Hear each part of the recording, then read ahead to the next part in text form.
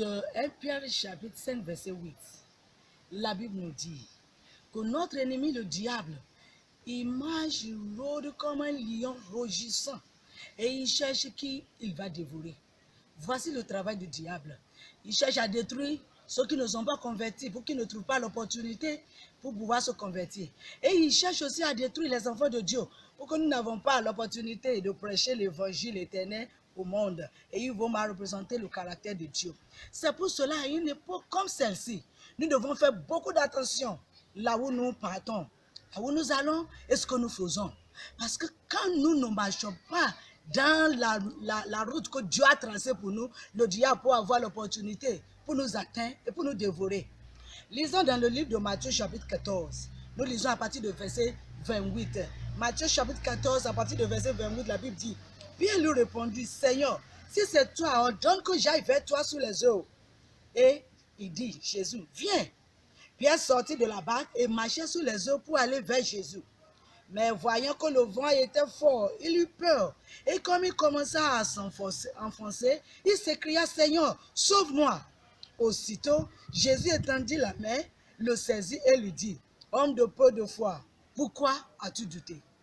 Chers amis, c'était Dieu, Jésus-Christ lui-même, qui a dit à Pierre de venir, de marcher sous les eaux. Ce n'était pas Pierre qui a essayé de le faire. Il a demandé et Jésus dit, oui, il faut venir. Et il a commencé à marcher sous les eaux en fixant son regard sur Jésus. Mais à un moment donné, il a douté dans son cœur. Mais ce vent qui est venu pour le faire enfoncer dans l'eau, c'est le diable qui est derrière ça. Et son objectif, c'est de détruire Pierre. C'est de détruire son monsieur pour que le travail et le plan de Dieu ne se réalisent pas.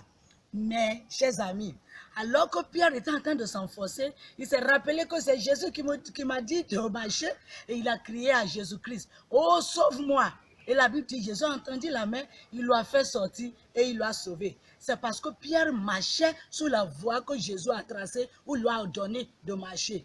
Chers amis, à une époque comme celle-ci, que le diable est acharné et il cherche à détruire, nous devons faire attention là où nous partons et ce que nous faisons. Si nous voulons la protection de Dieu, nous devons marcher sous la voie que Dieu nous a tracée ou bien qu'il nous a ordonné de marcher. Et spécialement pour les jeunes gens, faisons attention là où nous partons et ce que nous faisons. Les clubs de nuit, les affaires de nuit, là où Dieu ne peut pas aller avec nous, pourquoi devons-nous aller là-bas? Tournons notre Bible dans le livre de Psaume, chapitre 32, le verset 8. Psaume 32, verset 8, Dieu dit, je t'instruirai et te montrerai la voie que tu dois suivre. Je te conseillerai et j'aurai le regard sur toi.